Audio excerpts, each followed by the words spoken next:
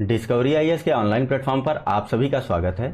देखिए, discovery IAS आज से आप लोगों के लिए मैपिंग का डिस्कशन जो है वह स्टार्ट करने जा रहा है, जहां पर फिलहाल आज के इस लेक्चर में हम लोग बात करेंगे बेसिक मैपिंग के बारे में, या यूं कह लीजिए तो यह पूरी सीरीज जो है वह बेसिक मैपिंग पर ही फोकस्ड होगी। ठीक है, पूरी सीरीज में लगभग 6 से 7 लेक्चर होने वाले हैं, जिसमें हम लोग शुरुआत में तो बेसिक्स के बारे में बात करेंगे, जैसे कि आज के अपने इस लेक्चर में, जहां पर हम लोग देखेंगे देशांतर क्या होता है, अक्षांश क्या होता है, या लॉन्गिट्यूड और लैटिट्यूड क्या बला होते हैं। इसके अलावा हम लोग बात करेंगे विषुव के बारे में, या फिर अयनांत के बारे में हम लोग बात करेंगे। उपभू अपभू की क्या स्थिति होती है, सूर्य ग्रहण के बारे में बात करेंगे, चंद्र ग्रहण के बारे में बात करेंगे, और साथ ही हम लोग बात करेंगे विभिन्न कॉन्टिनेंट्स के और महासागरों के बारे में। हम लोग यहाँ पर अपने इस आज के लेक्चर में बात करने जा रहे हैं। देखिए, बहुत से लोग हैं जिनको पता है कि देशांतर क्या होता है, अक्षांश क्या होता है, विषुव क्या होता है, या फिर अयनांत क्या होता है। यह चीजें उनको पता है, लेकिन कंफ्यूजन कहां पर होती है कि मान लीजिए कि यह पूरा आपका ग्लोब है, इस ग्लोब में यह आपका विषुवत वृत्त हो गया। देखिए, यूपीएससी या संघ लोक सेवा आयोग और विभिन्न स्टेट पब्लिक सर्विस कमीशन, उनको यह पता है कि अब विद्यार्थियों को यह पता चल गया है कि अक्षांश या देशांतर क्या होता है। अब उनके प्रश्न को पूछने का जो तरीका है, या जो पूछने की जो प्रक्रिया है, उन्होंने उसे बदल दिया है। अब उनका एक स्टेटमेंट आएगा। यूपीएससी को मान लीजिए अक्षांश और देशांतर से रिलेटेड कोई सवाल पूछना है, तो वह अपना एक स्टेटमेंट देगा आपको। वह कह देगा कि देशांतर रेखाएं क्या विषुवत वृत्त या भूमध्य रेखा पर देशांतर रेखाओं के बीच की जो दूरी होती है वह अधिकतम होती है, और ध्रुवों पर इनके बीच की जो दूरी होती है वह न्यूनतम होती है। ठीक इसी के बाद एक अगला स्टेटमेंट यूपीएससी दे देगा आपको इसी प्रश्न में। यह मान लीजिए स्टेटमेंट नंबर 1 है, और इसके बाद स्टेटमेंट नंबर 2 दे देगा कि क्या देशांतर रेखाओं के बीच की दूरी जो है वह विषुवत पर या विषुवत रेखा पर न्यूनतम होती है और ध्रुवों पर अधिकतम होती है। अब यहीं पर कंफ्यूजन जो है वह क्रिएट हो गई। जिनको आता है उनके लिए भी कंफ्यूजन क्रिएट हो गई कि अरे यार, देशांतर रेखाओं पर देशांतर रेखाओं की दूरी जो है, क्या वह ध्रुवों पर अधिकतम होती है या न्यूनतम होती है, या क्या विषुवत रेखा पर अधिकतम होती है या न्यूनतम होती है। तो बस आपके इसी कंफ्यूजन को पूरी तरीके से समाप्त करने के लिए, या इस प्रकार के और भी अन्य कंफ्यूजन्स को समाप्त करने के लिए, जैसे कि अक्षांश को ले लीजिए, तो अक्षांश के माध्यम से हम लोग करते क्या है, तापमंडल का निर्धारण करते हैं। ठीक है, कहां से कहां तक का ताप कितना होगा। जैसे कि मान लीजिए कि यह 0 डिग्री है, तो यहां से यह हो गई 23.5 डिग्री की लाइन, यहां से यह हो गई 66.5 डिग्री की लाइन, या 66.5 डिग्री की लाइन हो गई। तो यहां पर हमको किस प्रकार का कौन सा तापमान देखने को मिलेगा, इसका निर्धारण अक्षांश रेखाओं के माध्यम से किया जाता है। अब यहीं पर यूपीएससी एक स्टेटमेंट ठीक इसी तरीके का कि ध्रुवों पर अधिकतम होती है, विषुवत रेखा पर न्यूनतम होती है, ठीक इसी प्रकार का एक स्टेटमेंट पूछ ले कि क्या अक्षांश रेखाओं की जो लंबाई होती है वह ध्रुवों पर अधिकतम होती है और विषुवत रेखा पर न्यूनतम होती है, या इसी के बगल में एक स्टेटमेंट और दे दे कि क्या अक्षांश रेखाओं की जो लंबाई है वह विषुवत रेखा पर अधिकतम और ध्रुवों पर न्यूनतम होती है। बताइए आप क्या बताएंगे। ठीक है, तो इन्हीं सब चीजों को लेकर के, इस तापमंडल के निर्धारण की प्रक्रिया को लेकर के हमारा यह आज का पूरा सीरीज और पूरा लेक्चर जो है वह फोकस्ड होने वाला है।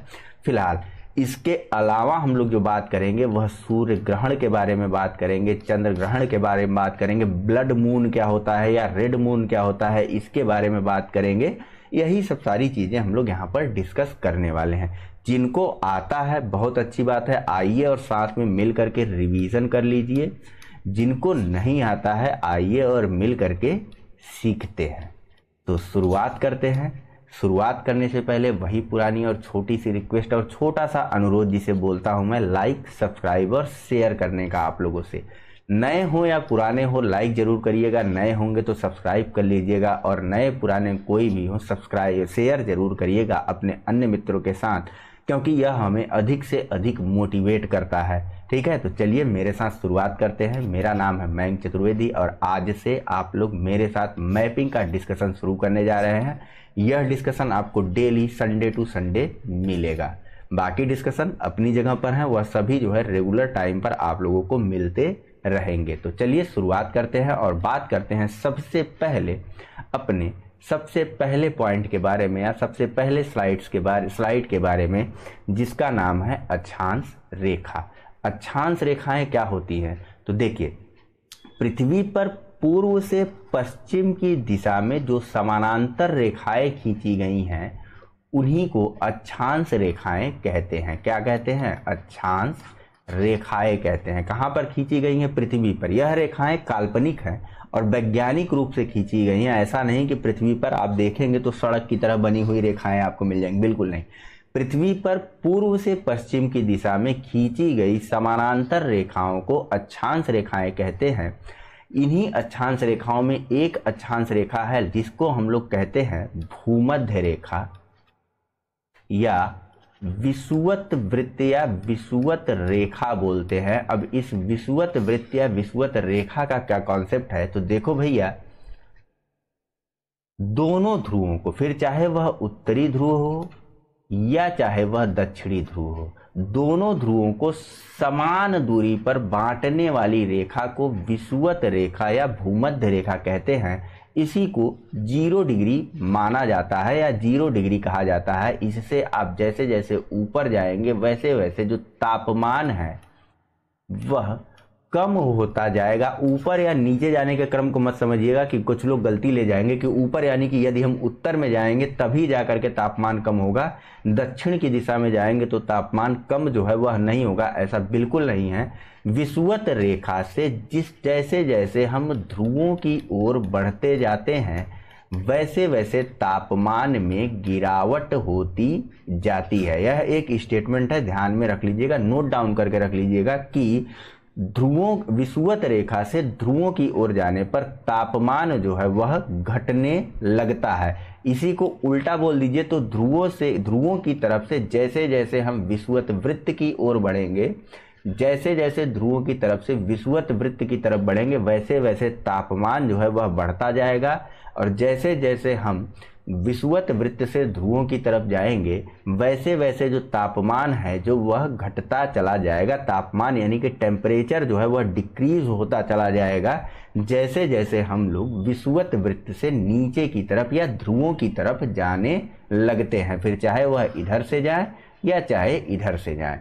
वहीं ध्रुवों से विषुवत वृत्त की तरफ आने पर टेम्परेचर जो है वह इंक्रीज होता रहता है। इसी को देखते हुए विभिन्न तापमंडल जो है वह डिसाइड किए गए, छोटे छोटे तापमंडल बांटे गए।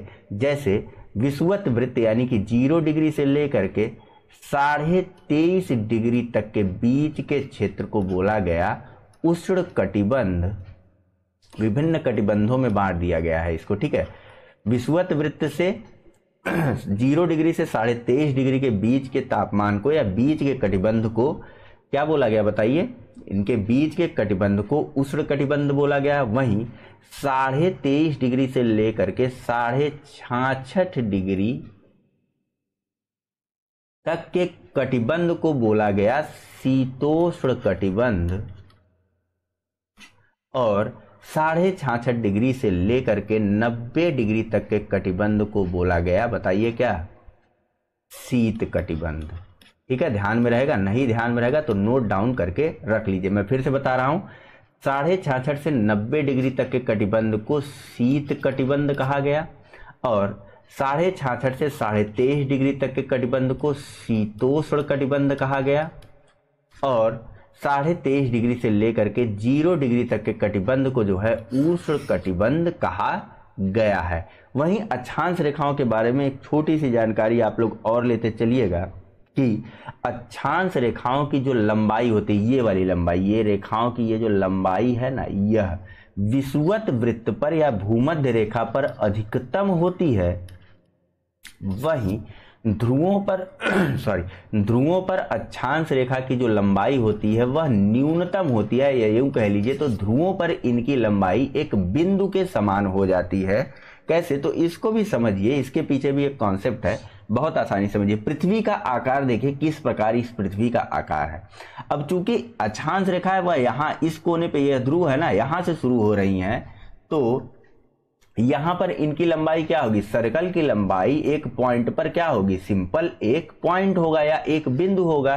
तो इसीलिए ध्रुवों पर अक्षांश रेखाएं जो है वह बिंदु के समान प्रतीत होती हैं, या 90 डिग्री पर अक्षांश रेखाएं जो है वह बिंदु के समान प्रतीत होती हैं। वहीं जैसे जैसे हम लोग यहाँ से और आगे बढ़ते चले जाएंगे, पृथ्वी के मध्य तक बढ़ते चले जाएंगे, वैसे वैसे अक्षांश रेखाओं की लंबाई भी जो है वह बढ़ती चली जाती है। वहीं पर एक अन्य चीज समझिए चलिएगा कि दो अक्षांश रेखाओं के बीच की दूरी जो है वह समान होती है, लगभग 111 किलोमीटर के आसपास की यह दूरी होती है। वैसे यह बेकार सी स्टेटमेंट है, कभी पूछेगा नहीं कितना किलोमीटर होता है, यह जरूर पूछ सकता है कि क्या दो अक्षांश रेखाओं के बीच की दूरी जो है वह समान होती है। तो हाँ भैया, दो अक्षांश रेखाओं के बीच की जो दूरी है वह समान होती है। ठीक है, अब चूंकि हमने देखा कि विषुवत वृत्त पर या भूमध्य रेखा पर अक्षांश रेखाओं की लंबाई सबसे अधिक होती है, इसीलिए इसे वृहत सर्कल भी बोला जाता है। वृहत वृत्त या ग्रेट सर्कल भी बोला जाता है। ठीक है, अक्षांश रेखाओं से संबंधित सारी जानकारी हो गई आपको। चले नेक्स्ट पॉइंट पर। नेक्स्ट हम लोग समझ लेते हैं देशांतर रेखाओं को, कि भैया यह देशांतर रेखाएं क्या भला होती हैं।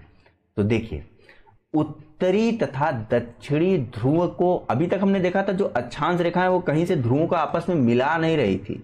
अब देशांतर रेखाएं, यह जो लॉन्गिट्यूड है, यह उत्तरी और दक्षिणी ध्रुव को आपस में मिला रही हैं। क्या कर रही हैं, उत्तरी और दक्षिणी ध्रुव को आपस में मिला रही हैं यह देशांतर रेखाएं। इसीलिए देशांतर रेखाओं के लिए एक सिंपल सी बहुत छोटी सी परिभाषा है कि उत्तरी तथा दक्षिणी ध्रुव को मिलाने वाली रेखा को देशांतर रेखा कहते हैं।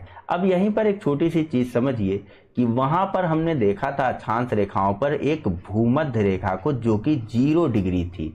ऊपर ध्रुव था, नीचे ध्रुव था, दोनों तरफ साउथ और नॉर्थ में दोनों तरफ हमको पोल देखने को मिले, या साउथ पोल और नॉर्थ पोल देखने को मिले, जहां पर अक्षांश रेखाओं की लंबाई जो है वह न्यूनतम थी। तो वहीं पर अगर हम बात करें इन लॉन्गिट्यूड्स के बारे में, तो लॉन्गिट्यूड्स के बीच की जो दूरी होती है, अक्षांश रेखाओं के बीच की दूरी सभी जगहों पर समान थी ना, तो वहीं देशांतर रेखाओं के बीच की जो दूरी है वह 0 डिग्री या विषुवत वृत्त या भूमध्य रेखा पर अधिकतम होती है, जबकि ध्रुवों पर न्यूनतम, क्योंकि यहां पर ये एक पॉइंट से शुरू हो रहे हैं। अब एक ही पॉइंट से अगर सभी चीजें निकलेंगी तो इनके बीच की दूरी जो है वह न्यूनतम रहेगी। उस पॉइंट पर इसको ऐसे समझिए कि जैसे कि एक ही घर से अगर 5 लोग निकल रहे हैं, पांचों को, एक को इधर जाना है, एक को इधर जाना है, एक को इधर जाना है, एक को इधर जाना है, एक को इधर जाना है, तो अपने इस पॉइंट पर तो यह एक दूसरे से सर्वाधिक दूरी पर रहेंगे, लेकिन घर में तो यह एक दूसरे के सर्वाधिक करीब रहेंगे, या इनके बीच की दूरी जो है वह कम रहेगी। ठीक यही चीज कि जहां से यह निकल रही, यानी कि ध्रुवों पर देशांतर रेखाओं के बीच की जो दूरी होती है वह न्यूनतम होती है, और भूमध्य रेखा या विषुवत रेखा या फिर ग्रेट सर्किल पर इनके बीच की जो दूरी होती है वह अधिकतम होती है। इसको ध्यान में रख करके चलिएगा। वही उपयोगिता समझिए इसकी। देशांतर रेखाओं के, अक्षांश रेखाओं के माध्यम से तो हमने तापमंडल का निर्धारण किया था, लेकिन देशांतर रेखाओं के माध्यम से हम विभिन्न स्थलों के समय को भी निकाल सकते हैं, अगर कहीं का हमको देशांतर पता दिया चल गया कहीं से किसी प्रकार से। अब यह कहीं से किसी प्रकार से कैसे पता चलेगा? क्या एक देशांतर के माध्यम से हम सभी कुछ निकाल सकते हैं? बिल्कुल निकाल सकते हैं, लेकिन उसके लिए एक छोटा सा तरीका है, उसको भी समझते हैं, उसको भी समझने का प्रयास करते हैं। देखिए, अब चूंकि यह देशांतर रेखा सभी जगहों से समान है, यहां से भी समान है, यहां से भी समान है, यहां से भी समान है, यहां से भी, इनकी लंबाई जो है इनकी सबकी समान है, क्योंकि ऐसा तो है नहीं पृथ्वी कहीं से बड़ी है कहीं से छोटी है, गोलाई है ना, ऊपर से नीचे तक की दूरी जो है वह तो समान रहेगी ही। तो अब निर्धारण कैसे हो कि देशांतर रेखाओं को काउंट कैसे किया जाएगा, तो इसके लिए एक मीटिंग होती है, सन 1884 के आसपास यह मीटिंग होती है, उसको समय को ध्यान रखने की जरूरत नहीं है। ग्रीनविच में, लंदन में एक जगह है जिसका नाम है ग्रीनविच, ठीक है। तो यहीं पर एक मीटिंग होती है जहां पर यह निर्धारित किया जाता है कि कहां से और किस रेखा से जो है वह देशांतर को काउंट किया जाएगा। तो चूंकि लंदन के ग्रीनविच में यह क्या कहते हैं मीटिंग हो रही थी, तो वहीं से गुजरने वाली रेखा को मध्याह्न रेखा या प्रधान मध्याह्न रेखा कहा जाने लगा। क्या कहा जाने लगा? प्राइम मेरिडियन, मेरिडियन, या फिर प्रधान मध्याह्न रेखा कहा जाने लगा इसको, ठीक है। तो इस प्रधान मध्याह्न रेखा पर 0 डिग्री मान लिया गया, देशांतर की रेखा को या देशांतर के पॉइंट को 0 डिग्री मान लिया गया, और इसी के सापेक्ष में पूर्व और पश्चिम में विभिन्न देशांतर रेखाओं को खींचा गया या माना गया 180 डिग्री तक। कुल मिलाकर के जो सर्कल बना, तो 0 डिग्री से घूम करके इधर गए 180, फिर इधर 180 से घूम के 0 डिग्री पर आए, तो कितनी हो गई? 360 डिग्री की प्रधान मध्याह्न रेखा कुल मिलाकर के हो गई थी, ठीक है। कितनी? 360 डिग्री। अब जिस रेखा के सापेक्ष या जिस रेखा के संदर्भ में अन्य रेखाओं को या अन्य देशांतरों को काउंट किया जाता था या उनसे उनके पूर्व या पश्चिम को गिना जाता था, या वह मध्य रेखा जिसके माध्यम से संपूर्ण पृथ्वी को पूर्व या पश्चिम में डिवाइड किया गया, उसी को प्रधान मध्याह्न रेखा या भूमध्य रेखा कहा जाने लगा। भूमध्य रेखा क्या नाम है? सॉरी, प्रधान मध्याह्न रेखा कहा जाने लगा, या फिर इसी को ग्रीनविच रेखा कहा गया, ग्रीनविच लाइन या फिर ग्रीनविच रेखा कहा गया, और इसके मान को 0 मान लिया गया था, ठीक है। 0 डिग्री के ठीक पीछे ही 180 डिग्री है, इसको आप ध्यान में रखिएगा, 0 के ही पीछे 180 होगा, ठीक है, क्योंकि सर्कल है, ठीक। अब पूर्व या पश्चिम मान लिया गया, यहीं से पूर्व और पश्चिम को गिना जाने लगा। प्रधान मध्याह्न रेखा तक की हमारी बातें हो चुकी। यह पृथ्वी को 2 पूर्व तथा पश्चिमी गोलार्धों में बांट देती है, प्रधान मध्याह्न रेखा। अब इसके माध्यम से समय कैसे निकाला जाए, बताइए। समय की काउंटिंग कैसे होगी? देखिए, पृथ्वी जो है वह 24 घंटे में अपनी धुरी पर पूरा चक्कर लगा लेती है। यहां से अगर घूमना शुरू की तो 24 घंटे में यहां पर फिर से आ जाएगी ना पृथ्वी। एक दूसरे कलर का पेन ले लेते हैं। यहां से अगर पृथ्वी घूमना शुरू की तो 24 घंटे में ये पूरा सर्किल कंप्लीट करके यहां आ जाएगी पृथ्वी। कितने घंटे में? 24 घंटे में। तो 360 डिग्री को हम यदि 24 से डिवाइड कर दें तो कितनी वैल्यू आ जाएगी बताइए? 1 घंटे में पृथ्वी कितना डिग्री घूमेगी? 15 डिग्री जो है वह पृथ्वी घूम जाएगी। कितनी देर में? 1 घंटे में। जब पृथ्वी 1 घंटे में 15 डिग्री घूम सकती है तो पृथ्वी 1 डिग्री घूमने में कितना समय लगाएगी बताइए? बोलिए। पृथ्वी 1 डिग्री घूमने में कुल मिलाकर के 4 मिनट का समय जो है वह लगाती है। ठीक है, ध्यान में इसको रख लीजिएगा। फिलहाल यदि किसी स्थान को हम लोग संदर्भित करें प्रधान मध्याह्न रेखा से कि वह 15 डिग्री पूर्व में है, इसका मतलब क्या निकलेगा? 15 डिग्री पूर्व में है तो वहां का समय जो है वह प्रधान मध्याह्न रेखा से यदि पूर्व में है तो क्या होगा बताइए? पूर्व में है तो पूर्व में सूर्योदय जो है पहले निकलता है और पश्चिम में सूर्य जो है वह बाद में जाता है। तो पूर्व में होगा तो क्या होगा? प्लस होगा ना। ईस्ट में अगर होगा तो प्लस होगा।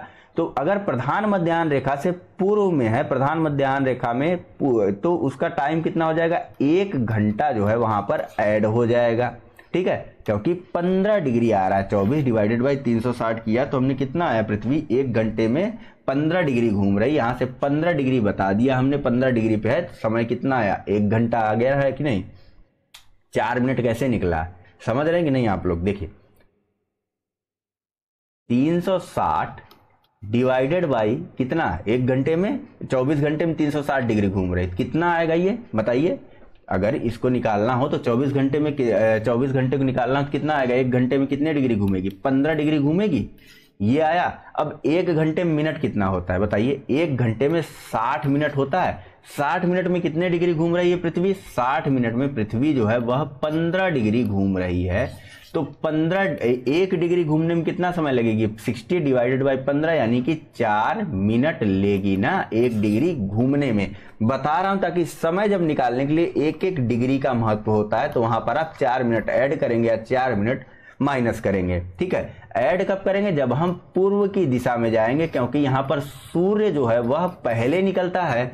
और माइनस कब करेंगे, जब हम पश्चिम की दिशा का समय निकालने जाएंगे तब हम माइनस करेंगे। अभी न्यूमेरिकल सॉल्व करेंगे, वहां पर चीजें और अच्छे से आपको समझ में आ जाएंगी। फिलहाल जो बेसिक था हमारा उसको आप समझे कि नहीं। उत्तरी तथा दक्षिणी ध्रुव को मिलाने वाली रेखा को देशांतर रेखा कहते हैं, और देशांतर रेखाओं की जो बीच की जो दूरी होती है यह भूमध्य रेखा पर अधिकतम तथा ध्रुवों पर न्यूनतम होती है। ठीक है, यह सारी चीजें, यह सारी बातें हो गई। चले अगले पॉइंट या अगले स्लाइड पर देखें, वहां पर क्या बवाल है हमारे पास करने के लिए। कोई बवाल नहीं है, बिल्कुल एकदम सिंपल सी चीज है। इन्हीं रेखाओं की उपयोगिता या इन्हीं रेखाओं के बारे में थोड़ी सी और बेसिक सी चीज या थोड़ी सी और गहन बात कही गई है। देखिए 0 डिग्री लाइन हो गई आपका इक्वेटर। ठीक है, यह हो गया आपका प्रधान मेरिडियन। ठीक है, 0 डिग्री यहां पर है, इसी ठीक पीछे 180 डिग्री है।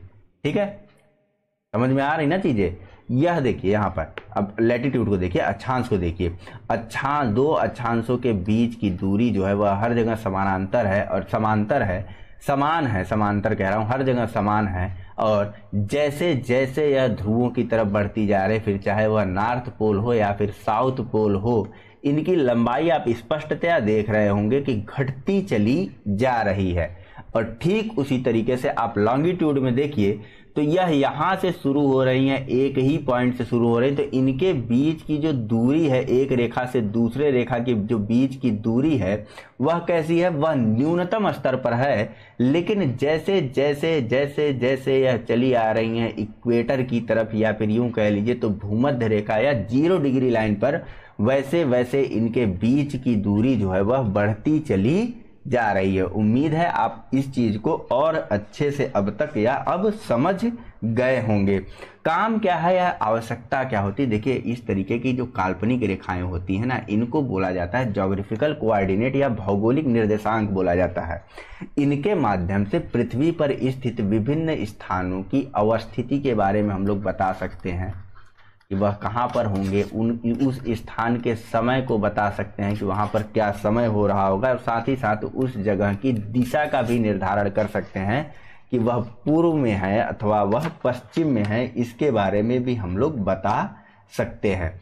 और ठीक उसी तरीके से एक छोटी सी जानकारी अक्षांश के बारे में जान लीजिए कि पृथ्वी देखिए गोल है। ठीक है, इसको ऐसे डिवाइड करते हैं। अब हम लोग पृथ्वी हम लोग देख रहे हैं गोल है, तो यहाँ पर एंगल किस प्रकार का बनेगा, इस पेन से मतलब नहीं है हमको, कौन सी पेन, यही वाली पेन लेनी पड़ेगी। ठीक है, यहाँ पर 360 डिग्री बनेगा ना, एक ये हो गया, एक ये हो गया, 4 समकोण बने ना, या 90 डिग्री के 4 एंगल बने। ठीक है, तो किसी भी स्थान का अक्षांश जो है वह 90 डिग्री से अधिक नहीं जा सकता किसी भी दशा में, क्योंकि इसके बाद यह दूसरे एंगल में चला जाएगा। 90 डिग्री से अधिक किसी भी स्थान का आप अक्षांश नहीं बता सकते हैं। ठीक है, अक्षांश को ज्ञात कैसे किया जाता है, तो अक्षांश को देखिए सूर्य अथवा ध्रुव तारे की सहायता से भी किसी भी स्थान का अक्षांश जो है वह निकाला या फिर ज्ञात किया जा सकता है। वहीं अगर विषुवत वृत्त के साथ मिलाकर के काउंट करें तो टोटल जो पृथ्वी पर अक्षांशों की संख्या है वह 179 हो जाएगी। और सिर्फ अगर नॉर्थ साइड में अगर काउंट करें, नॉर्थ पोल में अगर काउंट करें तो कितनी अक्षांश की संख्या हो जाएगी बताइए, 89। या फिर इस गोलार्ध में अगर काउंट करें, साउथ गोलार्ध में काउंट करें, साउथ हेमिस्फीयर में काउंट करें तो कितनी हो जाएगी, 89 प्लस एक ये हो जाएगा, दोनों को मिला, तीनों को मिला देंगे तो 179 काउंटिंग हो जाएगी। यह टोटल जो है 360 डिग्री होता है। समय निकालने के लिए जल्दी जल्दी जान लिए 360 डिग्री डिवाइडेड बाई 24 घंटा। 24 घंटे में पृथ्वी एक चक्कर पूरा कर रही है, ठीक है। यहीं से हमने निकाल लिया कि भैया 24 घंटे में एक चक्कर पूरा कर रही है, तो 360 डिग्री 24 घंटे में घूम रही है। 1 डिग्री या घूमने में या 1 घंटे में कितने डिग्री घूमेगी? 15 डिग्री घूमेगी। अब क्या कहते हैं 1 घंटे में कितने मिनट होते हैं? 60 मिनट होते हैं। 60 मिनट में कितना डिग्री घूम रही है? 15 डिग्री घूम रही है। तो 15 चौके 60, तो 1 डिग्री घूमने के लिए या 4 मिनट में पृथ्वी कितना डिग्री घूमेगी? 1 डिग्री। ठीक है, सारी चीजें क्लियर हो गई ना? कह रहा हूं ना, बस साथ बने रहिए, इत्मीनान से और धीरज धरे रखिए। अब इसी में हम लोग पढ़ेंगे इक्वेटर क्या होता है, कर्क रेखा क्या होती है, मकर रेखा क्या होती है। इक्वेटर तो हमने पढ़ लिया है, ठीक है। तो चलिए चलते हैं अगले स्लाइड पर, बात करते हैं और देखते हैं कि वहां पर क्या हमारे लिए रखा हुआ है। वही चीज, longitude, latitude, Arctic circle, prime meridian, longitude 0 है, ट्रॉपिक ऑफ कैंसर। मैं पढ़ते जा रहा हूं, आप देख भी रहे हैं कि नहीं? देखिए ऐसे, देखिए ऐसे आप लोग नहीं देखेंगे। North pole, south pole, latitude ये वाली रेखा लंबवत रेखा, लैटिट्यूड, लॉन्गिट्यूड पैरेलल रेखा, लॉन्गिट्यूड, ठीक है। अक्षांश, देशांतर, ये सारी चीजें हो गई। समझने वाली बात है, tropic of cancer, tropic of capricorn और इक्वेटर को हमने देख लिया है, ठीक है। तो देखिए, ट्रॉपिक ऑफ कैंसर या फिर इसी ट्रॉपिक ऑफ कैंसर को हम लोग क्या बोलते हैं बताइए? ट्रॉपिक ऑफ कैंसर को ही हम लोग बोलते हैं कर्क रेखा। कर्क रेखा की अवस्थिति कहां है बताइए? कर्क रेखा की अवस्थिति जो है वह नॉर्थ हेमिस्फेयर या फिर बताइए, नॉर्थ हेमिस्फेयर या फिर उत्तरी गोलार्ध में 23.5 डिग्री अक्षांश पर है। कहां पर? 23.5 डिग्री लॉन्गिट्यूड पर है। वहीं ट्रॉपिक ऑफ कैप्रिकॉन या जिसको हम लोग बोलते हैं मकर रेखा, ठीक है। तो मकर रेखा की अवस्थिति कहां है? मकर रेखा की अवस्थिति जो है वह साउथ हेमिस्फेयर, साउदर्न हेमिस्फेयर या साउथ हेमिस्फेयर या फिर दक्षिणी गोलार्ध में 23.5 डिग्री पर है, ठीक है। अब यहीं पर हम लोग उस तापमंडल वाले क्रम को फिर से रिपीट कर लेते हैं। तो इक्वेटर से 23.5 डिग्री नॉर्थ हेमिस्फेयर में जाने पर हमको कौन सा क्रम मिलेगा? नॉर्थ या साउथ हेमिस्फेयर, दोनों को ले लीजिए। नॉर्थ या साउथ हेमिस्फेयर जाने पर हमको कौन सा कटिबंध देखने को मिलता है? उष्ण कटिबंध, ठीक है। और इसके बाद यहां पर देखिए 23.5 डिग्री से लेकर के 66.5 डिग्री पर जाने पर हमें कौन सा कटिबंध देखने को मिलेगा बताइए? 23.5 से 66.5 डिग्री जाने पर हमको शीतोष्ण कटिबंध देखने को मिलता है। और 66.5 डिग्री से लेकर के 90 डिग्री पर जाने पर हमको शीत कटिबंध देखने को मिलता है। और यही सेम चीज यहां पर भी लागू होती है, ठीक है। शीतोष्ण कटिबंध हो जाएगा और इसके बाद यहां पर शीत कटिबंध हो जाएगा। अरे भाई, ध्रुवों पर बर्फ होता है जानते हैं ना? तो जैसे जैसे बर्फ की तरफ बढ़ते चलेंगे वैसे वैसे ठंड जो है वह बढ़ती चली जाएगी।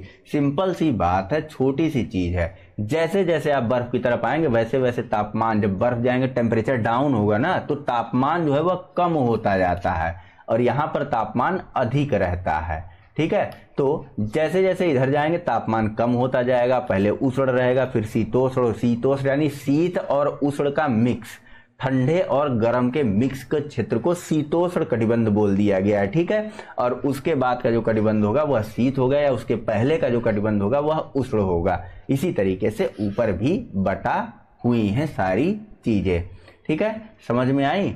अब आइए अब बात कर लेते हैं हम लोग कि कहां कहां से और किस किस देश से ये रेखाएं जो हैं वह गुजर के गई हैं। ये फेवरेट क्वेश्चन रहा है विभिन्न सिविल सर्विसेज का एग्जाम्स का, या विभिन्न सिविल सर्विसेज की परीक्षाओं का फेवरेट टॉपिक रहा है कि कहां से कौन सी रेखा गुजर करके गई है। तो सबसे पहले हम लोग बात करने वाले हैं ट्रॉपिक ऑफ कैंसर के बारे में, या जिसको हम लोग अभी अभी देखे हैं कि कैंसर को ही बोला जाता है कर्क रोग, ठीक है, कर्क रेखा।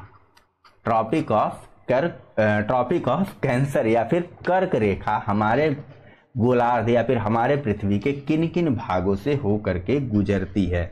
तो भैया देखिए, कर्क रेखा जो है यह 3 महाद्वीपों से होकर के गुजरती है। कौन कौन से ये महाद्वीप है? नॉर्थ अमेरिका, अफ्रीका और एशिया, ठीक है। नॉर्थ अमेरिका, अफ्रीका और एशिया। नॉर्थ अमेरिका के 2 देशों से होकर के गुजरता है, मैक्सिको और बहमास।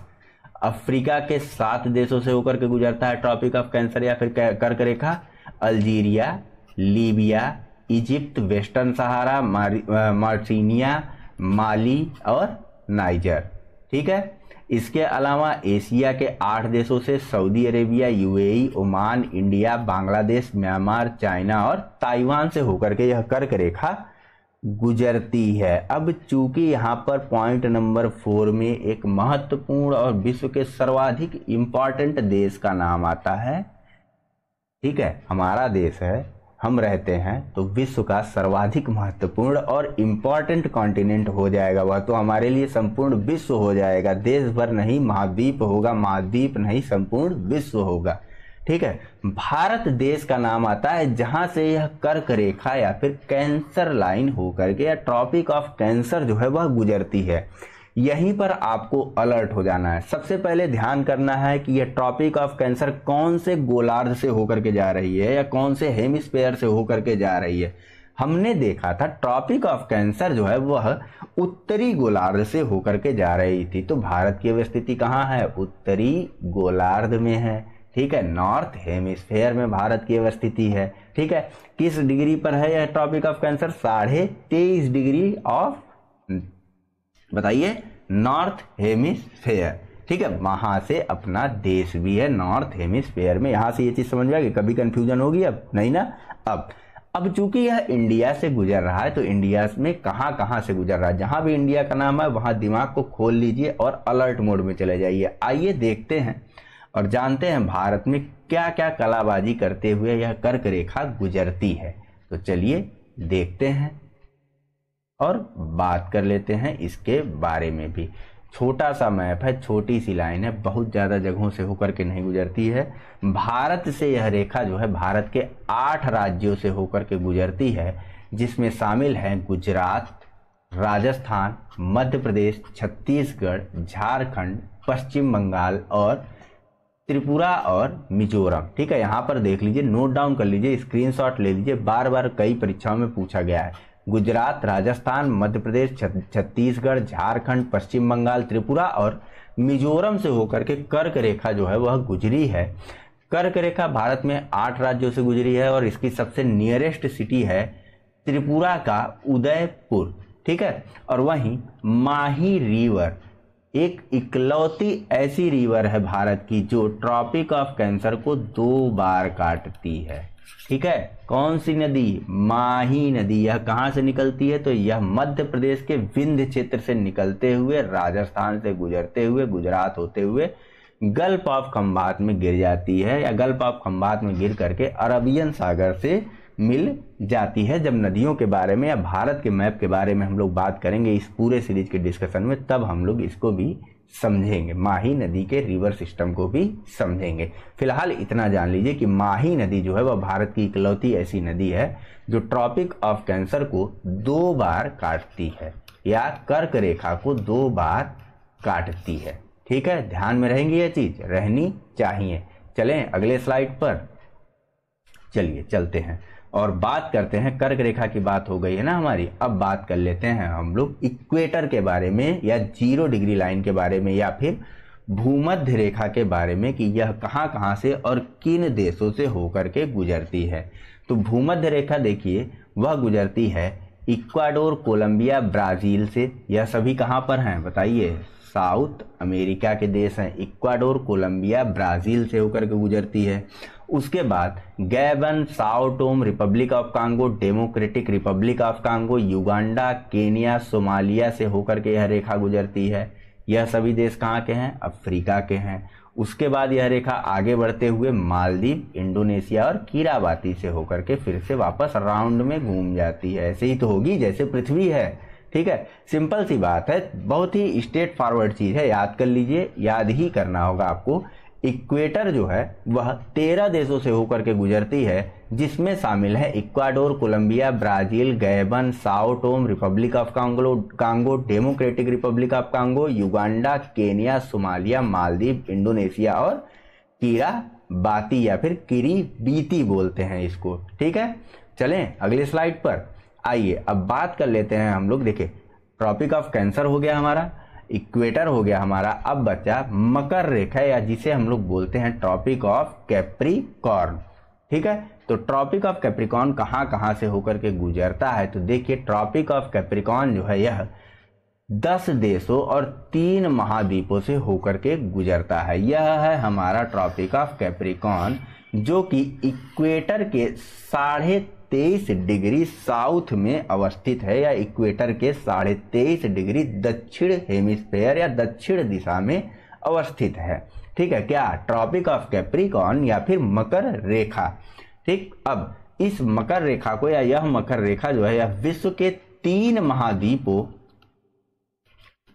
और 10 देशों से होकर के गुजरती है। कहां कहां से, तो साउथ अमेरिका के अर्जेंटीना, ब्राजील, चिली और पराग्वे से यह रेखा गुजरती है। उसके बाद अफ्रीका के Namibia, Botswana, south Africa, Mozambique और मेडागास्कर से होकर के गुजरती है। और सबसे अंत में यह रेखा ऑस्ट्रेलिया से होते हुए पास कर जाती है, दोबारा घूम जाती है, क्योंकि सर्कल है। समझे भाई। चलिए अब बात करते हैं छोटी छोटी और चीज़ों के बारे में, जिनके बारे में हमें समझना और जानना है। क्या क्या बताइए। प्राइम मेरिडियन लाइन कहाँ से गुजरती है। ठीक है, 3 रेखाएं हो गई। देखिए ध्यान करते चलिएगा, कौन कौन सी रेखा हो गई। कर्क रेखा हो गई, कहाँ कहाँ से गुजरती है। भूमध्य रेखा या विषुवत रेखा हो गई, इसको हमने देख लिया। इसके बाद हमने देख लिया इस ट्रॉपिक ऑफ कैप्रिकॉर्न या फिर मकर रेखा को हमने देख लिया। अब हम बात करने जा रहे हैं प्रधान मध्याह्न रेखा या उस प्राइम मेरिडियन के बारे में, जो कि इस 0 डिग्री से होकर के गुजर रही, यानी देशांतर वाली रेखा के बारे में हम लोग बात करेंगे। तो चलिए बात करते हैं इस देशांतर वाली रेखा के बारे में कि यह कहां कहां से होकर के गुजरती है। आइए चलते हैं अपनी अगली स्लाइड की तरफ। देखिए प्राइम मेरिडियन या प्रधान मध्याह्न रेखा विश्व के 8 देशों से गुजरती है। यह 8 देश कौन कौन से हैं, तो यह बस ये है आपके 8 देश, जिनके नाम है United Kingdom, France, Spain, Algeria, Mali, Burkina Faso, Ghana और बताइए टोगो। ठीक है, यहीं से यह प्राइम मेरिडियन लाइन जो है वह गुजरती है। ठीक है, यह सारी चीजें हो गई, सारी बातें हो गई। अब आइए चलते हैं अपने अगले पॉइंट या अगले टॉपिक की तरफ, जिसका नाम है विषुव रेखा या फिर जिसको हम लोग विषुव बोलते हैं। आइए देखते हैं और उसको भी समझते हैं। विषुव को इंग्लिश में इक्विनॉक्स बोला जाता है। क्या बोला जाता है, इक्विनॉक्स। और अयनांत को इंग्लिश में बोला जाता है सोलेस्टाइस। ठीक है, होता क्या है यह इक्विनॉक्स या फिर सोलेस्टाइस। देखिए हमने बड़ा दिन और छोटा दिन के बारे में बड़ी बातें सुनी। बड़ा दिन, छोटा दिन, बड़ी रात, छोटी रात होते कैसे हैं, क्या होते हैं, क्यों होते हैं, क्या कारण है, क्या वजह है, यह सारी चीजें हमें परेशान कभी नहीं करती हैं। करती होंगी तब जब बच्चे आपसे यह सवाल पूछते होंगे कि बताइए भैया कि दिन बड़ा है तो बड़ा कैसे है, दिन छोटा है तो दिन छोटा कैसे हो जा रहा है। यह चीजें आपको परेशान कर दे। तो पृथ्वी जो है वह टिल्ट है, बस इतना बताना है आपको। पृथ्वी जो है वह थोड़ी सी टिल्ट है। ठीक है, तो जो रेखा सूर्य के सामने या जो दिशा सूर्य के सामने जितनी देर रहती है उतनी देर वहां पर प्रकाश जो है वह रहता है। ठीक है, इन प्रकाश की अवस्थितियों में इक्विनॉक्स या सोलेस्टाइस के टाइम पे जो है यह थोड़ा सा ज्यादा देर तक यहाँ पर प्रकाश पड़ता है या अंधेरा रहता है। इस वजह से जो है दिन बड़ा और रात छोटी या रात बड़ा और दिन छोटा होता है। यही चीज आपको उन बच्चों को समझाना होता है।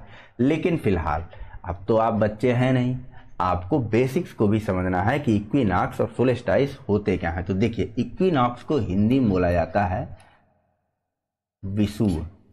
क्या बोला जाता है इक्विनॉक्स को हिंदी में, विषुव। अब यह घटना जो है वर्ष में 2 बार होती है। यहाँ पर आप देख रहे होंगे 21 मार्च की डेट पड़ी हुई है और 23 सितंबर की डेट पड़ी हुई है। एग्जैक्ट यही डेट जरूरी नहीं है पड़े, 20 या 21 मार्च के आसपास इक्विनॉक्स होता है एक, और दूसरा इक्विनॉक्स होता है 22 या 23 दिसंबर के आसपास। ठीक है, अब इस 23 दिसंबर के बाद जो है सूर्य के दक्षिणायन होने की स्थिति जो है वह शुरू हो जाती है। और इस 21 मार्च के बाद सूर्य के जो है वह उत्तरायण होने की स्थिति जो है वह बढ़ जाती है। उत्तरायण और दक्षिणायन या साउदर्न स्प्रिंग या नॉर्दर्न स्प्रिंग कहने का सेंस या कहने का अर्थ क्या है, तो इसको भी समझिएगा आप लोग कि देखिए सूर्य जिस तरफ या जिस दिशा में आगे बढ़ेगा वहां वह अपने साथ अपनी ऊर्जा को भी लेकर के जाएगा या अपने प्रकाश को भी लेकर के जाएगा। ठीक है, तो सूर्य यदि साउदर्न स्प्रिंग या फिर साउथ की तरफ या दक्षिणायन की अवस्था में हो रहा है तो जाहिर सी बात है कि दक्षिणी गोलार्ध में गर्मियों का मौसम जो है वह शुरू होने वाला है। समझे, क्योंकि सूर्य जा रहा है दक्षिणी गोलार्ध की तरफ। वहीं जब सूर्य उत्तरी गोलार्ध की तरफ बढ़ेगा तब जो है इस तरफ गर्मियों का मौसम जो है वह आने लगता है। यानी कि 21 मार्च के बाद आप देखेंगे नॉर्दर्न स्प्रिंग की बात हो रही है ना, या फिर उत्तरी गोलार्ध की तरफ या फिर उत्तरायण की स्थिति में सूर्य बढ़ता है जब 21 मार्च का इक्विनॉक्स या विषुव होता है। तो उस स्थिति में आप देखेंगे कि मार्च के बाद धीरे धीरे भारत देश में गर्मी जो है वह बढ़ने लगती है। अब ठीक इसी का उल्टा होता है, ठीक इसी का उल्टा होता है इन सब दिनों में। जब सूर्य इधर दक्षिणायन होगा तो इधर की स्थिति क्या होगी, इधर तो ठंड बढ़ने लगेगा। ठीक है, इधर की गर्मी धीरे धीरे कम होने लगेगी, इधर धीरे धीरे ठंड बढ़ने लगेगी, इधर धीरे धीरे गर्मी बढ़ने लगेगी। ऐसे सूर्य का पूरा चक्कर जो है वह लगता रहता है। जब जिस गोलार्ध की तरफ सूर्य बढ़ता है, ऐसे समझिए, इसमें आप कंफ्यूज हो गए, मैं पक्का यकीन के साथ कह रहा हूं, ऐसे समझिए इस गोलार्ध को लीजिए, ये आपका जो है सूर्य बना लीजिए। अब ये आपकी 0 डिग्री बना लीजिए। ठीक है, और एक हम लोग ले लेते हैं मकर ट्रॉपिक ऑफ कैप्रिकॉर्न, एक ले लेते हैं ट्रॉपिक ऑफ कैंसर को। ठीक है, अब इसको ऐसे समझिए, सूर्य जब उत्तरी गोलार्ध की तरफ बढ़ेगा, इधर आ गया सूर्य, तो गर्मी इधर बढ़ जाएगी, ठंड का मौसम इधर आ जाएगा। ठीक है, ठंड का मौसम इधर आ जाएगा। वहीं इधर इधर दोनों एक ही है, अलग अलग मत ले जाइएगा। वहीं जब सूर्य इस दिशा में बढ़ जाएगा यानी दक्षिणायन की अवस्था में हो जाएगा, यानी कि बताइए जब सूर्य नीचे आ जाएगा, साउदर्न हेमिस्फेयर में आ जाएगा, तब की स्थिति क्या होगी, तब जो है यहाँ पर ठंड का मौसम बढ़ जाएगा और यहाँ पर गर्मी का मौसम आने लगेगा। यही घटना जो है वह होती दक्षिणायन, सूर्य के दक्षिणायन और उत्तरायण होने की अवस्था को कहते हैं। फिलहाल जो इक्विनॉक्स का जो दिन होता है, ठीक है, यानी कि जो विषुव वाला जो दिन होता है, उस दिन होता क्या है कि सूर्य जो है वह भूमध्य रेखा के या सूर्य की जो किरणें हैं वह विषुवत रेखा पर लंबवत पड़ती हैं। विषुवत रेखा हमने पढ़ा अभी जब हम अक्षांश रेखाओं को पढ़ रहे थे, तो वह उत्तरी और दक्षिणी गोलार्धों को समान भागों में बांटता है। अभी सूर्य की स्थिति 0 डिग्री पर या 0 लाइन पर है, तो जाहिर सी बात है दोनों ही तरफ, चाहे वह उत्तर हो या दक्षिण हो, यहाँ पर जो दिन और रात की अवधि होती है ना, दिन और रात का जो समय होता है वह लगभग बराबर होता है। ठीक है, दिन और रात का समय बराबर होता है इक्विनॉक्स या विषुव की अवस्था में। ठीक, समझे, समझ रहे हैं ना, समझ रहे होंगे आप लोग। दिन और रात का समय कमेंट करते चलिए, लाइक करते चलिए, तब ना चीजों को मुझे पता चलेगा कि कहाँ आप नहीं समझ रहे हैं, कहाँ आप समझ रहे हैं। मैं अगले लेक्चर में उस चीज को कवर करवाता हुआ चलूंगा। शांति से सुन रहे हैं तो शांति से सुनिए। दिन और रात का समय बराबर होता है इक्विनॉक्स की अवस्था में। यह इक्विनॉक्स जो है वह साल में 2 बार की घटित होता है। एक तो मार्च के समय में, चाहे वह 20 मार्च को पड़े या 21 मार्च को पड़े।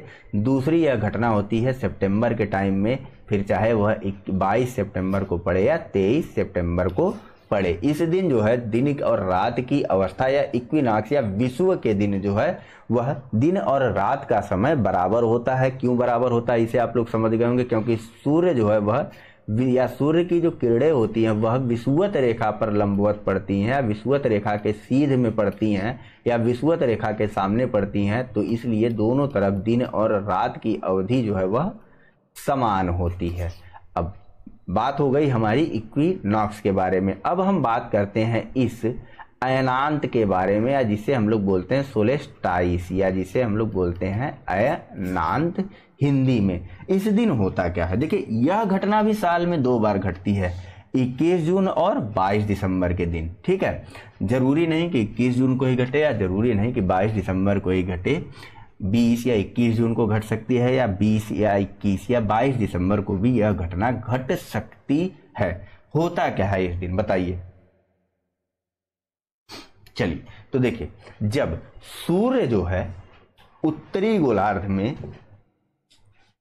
कर्क रेखा पर लंबवत पड़ता है। रेखाओं को आपने पढ़ा ना, यहां पर आपने पढ़ा, अभी हमने उत्तरायण की स्थिति पढ़ी ना, यहां पर उत्तरायण की स्थिति में सूर्य जा रहा है, तो यहां से यहां इस 0 डिग्री से सूर्य जो है वो बढ़ करके यहां पर आ रहा है 23.5 डिग्री पर, जिसको हमने पढ़ा था ट्रॉपिक ऑफ कैंसर, CANCER, या कर्क रेखा पढ़ा था। तो जब सूर्य की किरणें कर्क रेखा पर सीधे सीधे पड़ती हैं या लंबवत पड़ती हैं, उस दिन उत्तरी गोलार्ध में दिन जो है वह सबसे बड़ा होता है। अब चूंकि सूर्य इधर पूरी तरीके से आ चुका है, तो इधर का रात जो है वह, या इधर का दिन जो है, उधर दिन बड़ा हो गया तो इधर का दिन छोटा होगा, और रात जो है वह इधर की बड़ी होगी। इधर दिन सबसे बड़ा और रात सबसे छोटा होगा उस दिन, जिस दिन सूर्य जो है वह उत्तरी गोलार्ध में या कर्क रेखा पर लंबवत पड़ता है। इसीलिए भारत में 21 जून को दिन जो है वह सबसे बड़ा होता है और रात जो है वह लंबी सबसे छोटी होती है। और इसी 21 जून को भारत में योग दिवस के रूप में मनाया जाता है। आपके पास दिन ज्यादा होता है, दिन भर योग करते रहिए, ठीक है, कोई पूछने वाला नहीं, क्योंकि उस दिन जो है वह लंबा है। उस दिन आप ड्यूटी भी कर रहे हैं तो 8 घंटा आपका बीतते बीतते बहुत समय लग जाएगा, ठीक है। तो उस दिन छुट्टी ले लिया करिए, क्योंकि योग दिवस है, छुट्टी का दिन है। उस दिन आराम जाइए, ऑफिस में 1 घंटे का योग करिए, 2 घंटे का योग करिए, काम से वापस, ठीक। दूसरी बात, इधर आते हैं, दक्षिणी गोलार्ध की तरफ चलते हैं। तो भैया जिस दिन या जिस पल को, इस सबको हटा दें, दूसरी पेन ही ले लेते हैं। देखिए, जिस पल को सूर्य जो है वह मकर रेखा पर या ट्रॉपिक ऑफ कैप्रिकॉर्न पर, ये वाला है ना 23.5 डिग्री दक्षिणी गोलार्ध या साउदर्न हेमिस्फेयर, 23.5 डिग्री दक्षिणी गोलार्ध को क्या कहते हैं? ट्रॉपिक ऑफ कैप्रिकॉर्न या फिर मकर रेखा कहते हैं। तो जिस दिन सूर्य की रेखाएं मकर रेखा पर लंबवत पड़ती हैं, उस दिन दक्षिणी गोलार्ध में दिन जो है वह बड़ा हो जाएगा, रात जो है वह छोटी हो जाएगी। अब ठीक इसी का उल्टा उत्तरी गोलार्ध में हो जाएगा। सब एक दूसरे से जुड़े हुए, सारी घटना ज्योग्राफी में सूर्य से जुड़ी आपको मिलेगी। फिजिकल ज्योग्राफी पढ़िए, बड़ी मजा आएगी। देखिए, अब उसी दिन क्या होगा, उसी दिन जो है उत्तरी गोलार्ध में रात बड़ी हो जाएगी और दिन जो है वह छोटा हो जाएगा। ठीक है, समझ में आ गया? यही छोटी सी बात होती है इक्विनॉक्स या फिर सोलेस्टाइस की। साल में दोनों 2 बार होते हैं, दोनों 2 बार मनाए जाते हैं। एकदम मस्त योग दिवस एक दिन मनाइए, एक दिन जो है वह बड़ा दिन मनाइए, बस बात खत्म। ठीक है, नेक्स्ट, अभी बात लेक्चर या सीरीज की नहीं खत्म हुई, इक्विनॉक्स और सोलेस्टाइस की खत्म हुई। अभी तो हमको ग्रहण पर चलना है, ग्रहण लगाना है। ठीक है, इसको भी खत्म कर देना है आज ग्रहण लगा करके। चलिए लगाते हैं ग्रहण और बात करते हैं। सबसे पहले हम लोग सूर्य ग्रहण के बारे में, होती क्या है यह घटना सूर्य ग्रहण की। तो देखिए, मैप में आप लोग देखिए, यहां पर आप लोगों को फिगर में एक चीज दिख रही होगी। पेन ले लूं तब ना आपको वो चीज मैं भी दिखा पाऊंगा। यह एक छोटी सी बला दिख रही है, यह है क्या? यह है चांद। ठीक है, वही कवि वाला चांद है यह। तो यह चांद जब जो है खल्क डालता है चंद्रमा और सूर्य और पृथ्वी के बीच में, उस दिन सूर्य पर ग्रहण लग जाता है। ठीक है, अब देखिए, जब सूर्य और पृथ्वी के बीच में चंद्रमा आ जाए, तब चांद के पीछे सूर्य का बिंब कुछ समय के लिए पूरी तरीके से ढक जाता है। इसी प्रक्रिया को ही सूर्य पर ग्रहण लगना कहते हैं। अब यह सूर्य ग्रहण कुछ टाइप होते हैं इसके। देखिए, ऐसा तो नहीं ना चांद हर बार सेम टाइप में लग जाएगा। ठीक है, चांद कलाकारी करता है। ठीक है, एक कवि थे, उन्होंने लिखा था चांद पागल है। तो उसी टाइप में चांद जो है वह थोड़ा सा पागल है, थोड़ी थोड़ी कलाबाजी करता है। जरूरी, देखिए ज्योग्राफिकल घटनाएं हैं, जरूरी नहीं कि संपूर्णतया और पूरी तरीके से हर बार हो। तो इसमें क्या होता है, सूर्य पर विभिन्न प्रकार की चीजें या विभिन्न प्रकार के ग्रहण जो है वह लगते हैं। एक तो होता है पूर्ण सूर्य ग्रहण, या जिसे हम लोग बोलते हैं टोटल इक्लिप्स। इस घटना में क्या होता है कि इस घटना में चांद जो है वह बीचों बीच और पृथ्वी के करीब होता है। ठीक है, पहली चीज तो चांद पृथ्वी के करीब होता है और सूर्य और पृथ्वी के एकदम सेंटर में आ जाता है, जिस कारण से सूर्य की किरणें पृथ्वी के एक भाग पर बिल्कुल भी नहीं पड़ पाती हैं। इसलिए उस समय को वहां पर बोला जाता है टोटल इक्लिप्स या फिर पूर्ण सूर्य ग्रहण। पूर्ण सूर्य ग्रहण, ठीक है, लिखा हुआ है तो इतनी मेहनत क्यों करूं मैं। पूर्ण सूर्य ग्रहण या फिर टोटल इक्लिप्स उस दिन लगता है। इस दौरान होता क्या है, तो चंद्रमा जो है वह सूर्य को पूरी तरीके से, देखिए ढक लिया ना, चंद्रमा जो है वह सूर्य को पूरी तरीके से ढक लेता है। और चूंकि सूर्य की किरणें यहाँ पर इस क्षेत्र पर पूरी तरीके से पड़ नहीं पा रही, तो यहाँ का जो टेम्परेचर है वह कम हो जाता है। ठीक है, फिलहाल और यहाँ पर अंधेरा भी छा जाता है। जाहिर सी बात है, जिस दिन सूर्य ग्रहण लगता है आपने देखा होगा कि पृथ्वी पर अंधेरा छाया रहता है। ठीक है, यह चीज समझ में आ गई। अब बात करते हैं एनुलर इक्लिप्स के बारे में, या जिसे हम लोग हिंदी में बोलते हैं वलयाकार सूर्य ग्रहण। यह वलयाकार सूर्य ग्रहण की अवस्था क्या होती है, तो यहां देखिए चंद्रमा जो है वह पृथ्वी के करीब था। अब चंद्रमा पृथ्वी से कुछ दूरी पर चला गया। ठीक है, अपना घूर्णन किया, अपनी परिक्रमा करते हुए चंद्रमा जो है वह पृथ्वी से कुछ दूरी पर चला गया है, जिस कारण चंद्रमा जब सूर्य और पृथ्वी के उस समय जब दूरी पर जाकर के चंद्रमा जब पृथ्वी और सूर्य के बीच में आ रहा है, तो वह पूरी तरीके से, चूंकि चंद्रमा का आकार छोटा है, तो चंद्रमा जो है वह पूरी तरीके से सूर्य को ढक नहीं पा रहा है। चंद्रमा के पीछे से सूर्य का आभा मंडल जो है वह कुछ इस प्रकार से दिख रहा है या वलयाकार में दिख रहा है। इसी घटना को बोलते हैं वलयाकार सूर्य ग्रहण। ठीक है, इसमें चंद्रमा जो है वह पृथ्वी से बहुत दूर होता है और इसीलिए बहुत छोटे क्षेत्रफल को या पूर्णतया सूर्य को ढक नहीं पाता है, या सूर्य के प्रकाश को पूर्णतया पृथ्वी पर पहुंचने से रोक नहीं पाता है। ठीक है, यह दूसरी अवस्था हो गई। अब एक अन्य तीसरी अवस्था होती है पार्शियल इक्लिप्स की। ठीक है, चंद्रमा हमने देखा कि वह पृथ्वी का चक्कर लगाता रहता है। चंद्रमा जो है वह लगभग 5.5 डिग्री के आसपास पृथ्वी पर टिल्ट किया हुआ है, झुका हुआ है। ठीक है, तो अब इसी परिक्रमण के चक्कर में जब कभी चंद्रमा पृथ्वी का चक्कर काटते हुए थोड़ा सा नीचे के एंगल पर जाकर के या थोड़ा सा अपर साइड में जाकर के पृथ्वी और चंद्रमा के बीच में आ जाता है, पृथ्वी और सूर्य के बीच में आ जाता है, उस अवस्था में सूर्य के प्रकाश के जिस हिस्से को वह अवरोधित करता है उस हिस्से पर ग्रहण जो है वह लग जाता है। उस जगह से जो सूर्य पर चंद्रमा पृथ्वी पर जो रोशनी आ रही होती वह नहीं पहुंच पाती और उस हिस्से पर ग्रहण लगता है।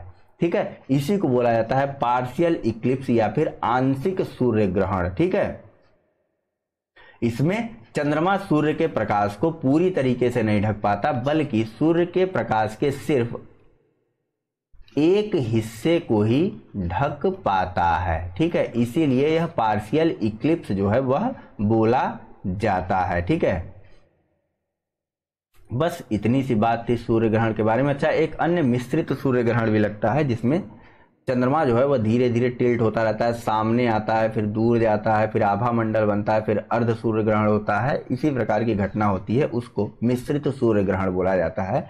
ठीक है, फिलहाल वह इतना महत्वपूर्ण नहीं है। इसको आप लोग इतना, इस चीज को आप समझ गए तो जान लीजिए आप समझ चुके हैं। फिलहाल बात करते हैं अपने अगले स्लाइड के बारे में। सूर्य पर तो ग्रहण हमने और आपने मिलकर के लगा दिया और खत्म कर लिया। बात करते हैं अब चंद्रमा पर भी तो ग्रहण लगाइए, इतनी कलाकारी कर रहा है टहलते घूमते।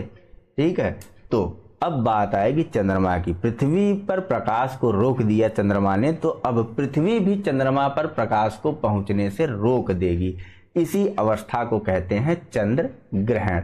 होता क्या है कि सूर्य ग्रहण में हमने देखा कि चंद्रमा जो है वह सूर्य और पृथ्वी के बीच में आ जाता है। वहीं चंद्र ग्रहण में क्या होता है, पृथ्वी जो है, अर्थ जो है वह चंद्रमा और मून के या फिर सूर्य और चंद्रमा के बीच में आ जाती है, जिस कारण चंद्रमा पर सूर्य का प्रकाश नहीं पड़ पाता है। इस वजह से चंद्र ग्रहण की घटना जो है वह घटित होती है। अब इसी घटना को हमें समझना है। देखिए, चंद्र ग्रहण तब होता है जब पृथ्वी की छाया चंद्रमा पर पड़ती है। इस दौरान सूर्य, पृथ्वी और चंद्रमा एक दूसरे के बिल्कुल सीध में होते हैं। फिलहाल इसको पढ़िए। चंद्रग्रहण उस खगोलीय स्थिति को कहते हैं जब चंद्रमा पृथ्वी के ठीक पीछे उसकी प्रच्छाया में आ जाता है। प्रच्छाया यानी पेनुम्ब्रा जिसको बोलते हैं, ठीक है। पेनुम्ब्रा क्या होता है? पृथ्वी की छाया का वह हिस्सा जहां पर सूर्य का प्रकाश जो है वह पूर्णतया पहुंच नहीं पाता है, उसको बोलते हैं पेनुम्ब्रा, ठीक है।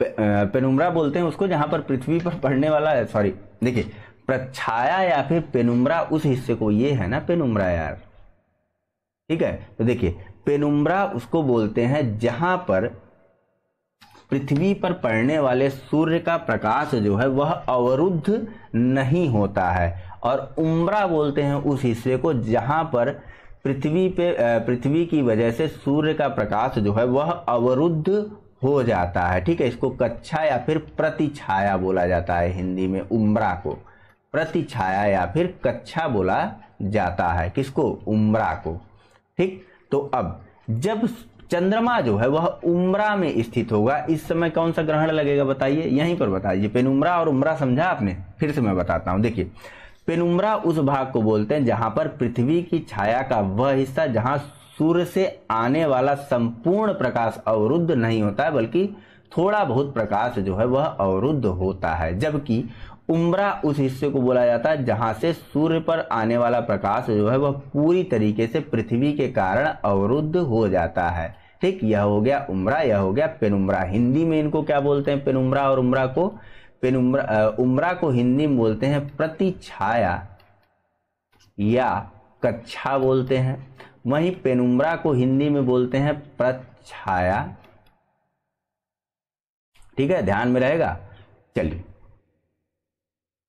तो अभी चंद्रमा की स्थिति क्या है? अभी चंद्रमा जो है वह उम्ब्रा में स्थित है, इस कारण टोटल चंद्रग्रहण या पूर्ण चंद्रग्रहण की स्थिति होती है। देखिए पूर्ण चंद्रग्रहण कब होगा? जब पृथ्वी, सूर्य और चंद्रमा के ठीक बीच में स्थित हो, उस समय पूर्ण चंद्रग्रहण होगा। और इस दौरान पूरी डिस्क, चंद्रमा का जो पूरा हिस्सा है, जब पूरा जो एक साइड है वह पृथ्वी की प्रतिछाया या कक्षा में होता है, ठीक है। और इसी वजह से चंद्रमा का जो कलर है वह लाल दिखाई देता है। अब इसी वजह से क्यों लाल दिखाई देता है? क्योंकि सूर्य का जो प्रकाश है ना, वह ऐसा तो नहीं पूरी तरीके से रुक गया। सूर्य का प्रकाश छन करके या पृथ्वी के वातावरण से हो करके गुजर रहा है और चंद्रमा पर पड़ रहा है। अब इसी में प्रकीर्णन की घटना आप लोगों ने पढ़ा होगा,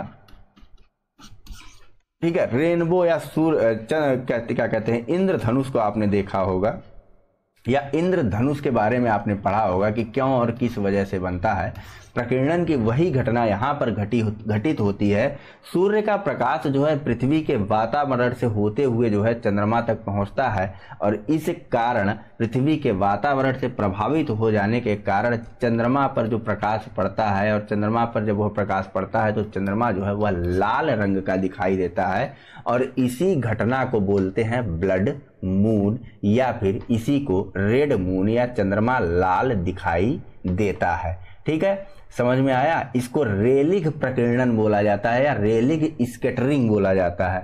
ध्यान में रखिएगा, इतना जरूरी भी नहीं है कि आप ध्यान में रखें इस नाम को, ठीक है। इसी के कारण जो है आकाश का रंग भी नीला दिखाई देता है। ठीक इसी तरीके से जैसे हमने सूर्य के बारे में पढ़ा, आंशिक चंद्र ग्रहण, आंशिक सूर्य ग्रहण पढ़ा, पूर्ण सूर्य ग्रहण पढ़ा या वलयाकार सूर्य ग्रहण पढ़ा, इसी तरीके से यहाँ पर भी चंद्रमा की विभिन्न अवस्थितियों के कारण आंशिक, पूर्ण और अर्ध चंद्र ग्रहण जो है वह लगता रहता है। आंशिक चंद्र ग्रहण में क्या होता है? तो जब चंद्रमा सूर्य के, जब पृथ्वी जो है वह चंद्रमा और सूर्य के बीच में तो आ जाती है, लेकिन चंद्रमा की अवस्थिति जो है वह थोड़ी सी टिल्ट रहती है, ठीक है। सूर्य से चंद्रमा पर जाने वाले प्रत्यक्ष प्रकाश में पृथ्वी बाधा तो डालती है, और जैसे जैसे छाया बढ़ती जाती है तो पृथ्वी जो है वह चंद्रमा को पूरी तरीके से बिना ढके आगे बढ़ती रहती है। इसी अवस्था को आंशिक चंद्र ग्रहण भी कहा जाता है, ठीक है। वहीं पेनुम्ब्रा चंद्र ग्रहण बोलते हैं इसको। जब चंद्रमा जो है यहाँ पर रहेगा तो इसका प्रकाश थोड़ा सा क्रॉस होकर के आएगा, तो ठीक जिस हिस्से में प्रकाश नहीं पहुंचेगा वहां पर ग्रहण की अवस्थिति बनी रहेगी। फिलहाल चलें नेक्स्ट और अगले पार्ट पर देखें हमको क्या पढ़ना है। तो नेक्स्ट और अगले पार्ट में ऐसा कुछ ज़्यादा नहीं है, बस सिंपल सा एक मैप है जिसको हमको समझना है और सॉल्व करना है। कैसा और किस प्रकार का मैप है बताइए जरा आप लोग, तो देख करके बता दीजिए भाई, एरो ले लें। ये मैप विश्व का एक मैप है, यहाँ पर विभिन्न स्थितियों को हमें भरना है और समझना है। ठीक है, टोटल यह कौन सा देश है बता दीजिए आप। यह है अफ्रीका, ठीक है, ये है एशिया, यहां पर है बताइए कौन सा है, यहां पर है यूरोप, ठीक है, यहां पर है आपका नॉर्थ अमेरिका, यहां पर है आपका साउथ अमेरिका, ये है आपका ऑस्ट्रेलिया और ये है आपका न्यूजीलैंड। समझ गए, यह 7 कॉन्टिनेंट है या 7 महाद्वीप हैं। इसके अलावा यदि हम सागरों को समझें या सागरों को बांटें तो कौन कौन से सागर हैं बताइए। सबसे बड़ा सागर कौन सा है, पैसिफिक ओशियन है, ठीक है, या प्रशांत महासागर है। यहाँ पर है कौन सा बताइए, यहाँ पर नॉर्थ पैसिफिक ओशियन है, यहाँ पर आपका साउथ पैसिफिक ओशियन है, ये हो गया आपका इंडियन ओशियन, यहाँ पर हो गया आपका बताइए कौन सा, नॉर्थ अटलांटिक ओशियन हो गया। इसके बाद यहाँ पर एक रेखा रहती है, इसके बाद ये आपका हो गया साउथ अटलांटिक ओशियन हो गया, ठीक है। यहाँ पर आपका आर्कटिक ओशियन है, आर्क बताइए कौन सा, आर्कटिक ओशियन हो गया। यहाँ पर आपका नीचे हो गया बताइए साउदर्न ओशियन हो गया। ठीक, समझ रहे हैं ना सारी चीज़ों को, बस मैप है इसको थोड़ा सा समझ लीजिए। उसके अलावा आप छोटे छोटे अगर आइलैंड्स के बारे में बात करें तो ये आपका कौन सा आइलैंड है बताइए। यहाँ पर पेन का कलर ये ले लेते हैं, ये आपका कौन सा आइलैंड है बताइए, ये है आपका ग्रीनलैंड, ठीक है, ये हो गया आपका मेडागास्कर। ठीक, तो यह सारी चीजें हैं वर्ल्ड मैप के बारे में। इसके बाद अपने इस पूरे मैपिंग के डिस्कशन में हम आगे बात करेंगे। तो आगे जो हमारा टॉपिक होगा वह साउथ अमेरिका के बारे में होगा, और साउथ अमेरिका के बारे में अपने अगले लेक्चर में हम पूरी तरीके से पूरे डिटेल में हर एक चीज को समझेंगे, जानेंगे और प्रयास करेंगे। फिलहाल चलते हैं सवालों की तरफ, और कुछ प्रश्न हैं उनको जानने और समझने का प्रयास करते हुए उनको सॉल्व करने की कोशिश करते हैं इसी पूरे डिस्कशन के संबंध में, या इसी पूरे डिस्कशन के माध्यम से। वह प्रश्न है जहां पर, और क्या कहते हैं, यह सभी प्रश्न जो है वह आपकी पिछली परीक्षाओं में पूछे गए हैं, उन्हीं प्रश्नों को यहाँ पर लिया गया है। तो ध्यान में रखते हुए उन प्रश्नों को सॉल्व करने का प्रयास करिएगा। सबसे पहले बात करते हैं, यहाँ पूछा जा रहा है कि जून की 21वीं तारीख को सूर्य उत्तरी ध्रुव वृत्त पर क्षितिज के नीचे नहीं डूबता है। दूसरा, दक्षिणी ध्रुव वृत्त पर क्षितिज के नीचे नहीं डूबता है। तीसरा विकल्प है कि मध्याह्न में भूमध्य रेखा पर ऊर्ध्वारूप से व्योमस्थ रहता है। या चौथा, मकर रेखा पर ऊर्ध्वाधर रूप से व्योमस्थ रहता है। इंग्लिश थोड़ी सी कठिन है, हिंदी पढ़ा करिए जब इस तरीके का शब्द आ जाए व्योमस्थ, ठीक है, सीधे हिंदी की तरफ भाग, इंग्लिश की तरफ भाग जाइए। 21 जून को सन की स्थिति क्या रहती है, does not set below to the horizon at the Arctic circle. दूसरा, does not set below to the horizon at the Antarctic circle. तीसरा, shine vertically overhead at the noon on the equator. या चौथा, shine vertically overhead at noon on the tropic of Capricorn. Civil services prelims exam या फिर UPSC जिसे हम लोग बोलते हैं, उसके 2019 का यह प्रश्न है, ठीक है। तो आप लोगों को इस प्रश्न को करना है, क्योंकि इसके बारे में अभी जब हम लोग इक्विनॉक्स और सोलेस्टाइस पढ़ रहे थे तो वहां पर बात की थी हमने, ठीक है। आप कितना फोकस्ड हैं देखिए इस चीज को, कितना समझ में आया समझिए इस बात को। कमेंट करके आंसर देंगे, गलत सही चाहे जो देंगे, मैं नेक्स्ट मैपिंग के डिस्कशन में इस प्रश्न को करवा दूंगा। अगला प्रश्न है, इसको मैं अभी करवाता हूं, देखिए और करने का प्रयास करिए। पहला प्रश्न है कि भारत का मानक समय ज्ञात करो जबकि ग्रीनविच पर दोपहर के 12 बजे हैं। ग्रीनविच पर यानी कि 0 डिग्री पर, तो 0 डिग्री पर जब दोपहर का 12 बजा है, भारत की स्थिति हमें पता है, भारत का ग्रीनविच टाइम हमें पता है कितना है बताइए, 82.5 डिग्री है, ध्यान है। 82.5 डिग्री को बटे में बांट लीजिए, कितना आएगा, 2 अट्ठे 16, 2 दूनी 4, और प्लस 1 165 बटे कितना आएगा बताइए 2। ठीक है 165/2। अब 1 डिग्री में कितना मिनट होता है, 1 डिग्री में होता है 4 मिनट होता है। अब इसको मल्टीप्लाई कर दीजिए आप लोग, हमको यही तो निकालना है, 82.5 डिग्री निकालना है, ना कहीं जोड़ना है ना कहीं घटाना। ग्रीनविच पे दोपहर का 12 बज रहा है हमें पता है। ठीक है फिलहाल दोपहर टाइम के अकॉर्डिंग चलना है ना, तो 165 को 82.5 डिग्री को अगर 4 से डिवाइड करते तो मुश्किल होता ना, इसको तो 4 मल्टीप्लाई करते तो थोड़ा मुश्किल होता ना, इसको मल्टीप्लाई करने में आसानी है ना। तो 165 इंटू 165 डिवाइडेड बाई 2 इंटू 4 करिए, देखिए कितना आएगा बताइए। यह आएगा 330 मिनट। अब इस 330 मिनट को आप, यह डिग्री में थी वैल्यू ना, यह डिग्री में वैल्यू थी, इसको मिनट में हमने बदला। ठीक है 1 डिग्री में 4 मिनट होता है, हमने यह देख लिया था। 165/2 डिग्री हमारे पास था, इसको मिनट में बदल लिया हमने 4 से गुणा करके। ठीक 330 मिनट आया। अब चूंकि घंटे में समय निकालना है, ठीक है आवर्स में समय निकालना है, तो कैसे निकालेंगे, 330 डिवाइडेड बाई 60 कर दीजिए, देखिए कितना टाइम आएगा बताइए। 5.5 घंटे का टाइम आएगा। अब यहां पर देखिए 12 बज रहा है, दोपहर का 12 बज रहा है, हमारा जो आंसर आया वह 5.5 घंटे का आया है। अब भारत की अवस्थिति ग्रीनविच से क्या है, उत्तरी गोलार्ध में पूर्व में है ना, ये है आपका ग्रीनविच, इधर है भारत। अब गोलार्ध कौन सा है, भारत उत्तरी गोलार्ध में है, यह तो हमें पता है।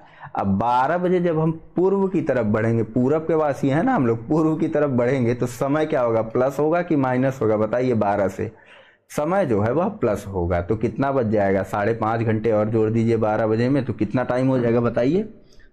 शाम के 5:30 बजेंगे कि दोपहर के 5:30 बजेंगे, सुबह के, शाम के 5:30 बजेंगे। ऑप्शन नंबर ए इसका सही हो जाएगा। वहीं अगर दूसरा प्रश्न करना हो तो यह पश्चिमी देशांतर का प्रश्न है, न्यूयॉर्क सिटी का टाइम पूछा जा रहा है, क्या होगा, इसको आप लोगों को करना है। ठीक है एक मैंने बता दिया, एक आप लोग करिए। थोड़ा सा हिंट अगर मैं दूं आप लोगों को तो जानिए या समझिए इसको कि पूर्व में गए थे तो प्लस किया था, अब पश्चिमी देशांतर की बात कर रहा है तो माइनस किया जाएगा जो भी आपका समय आएगा। सबसे पहले डिग्री को मिनट में बदलिएगा। ठीक है मिनट में कैसे बदलेंगे, तो इसको 4 से मल्टीप्लाई करिएगा, मिनट में बदल जाएगा। उसके बाद आप अपना समय कैलकुलेट करिएगा। ग्रीनविच पर वहां 12 बज रहा था, यहां पर रात का 10 बज रहा है। ठीक है तो कैलकुलेट करके समय बताइएगा। फिलहाल इस पूरे डिस्कशन में यही है। Thank you very much for discussion. Channel को लाइक, सब्सक्राइब और शेयर करना बिल्कुल भी मत भूलिएगा। चलिए धन्यवाद।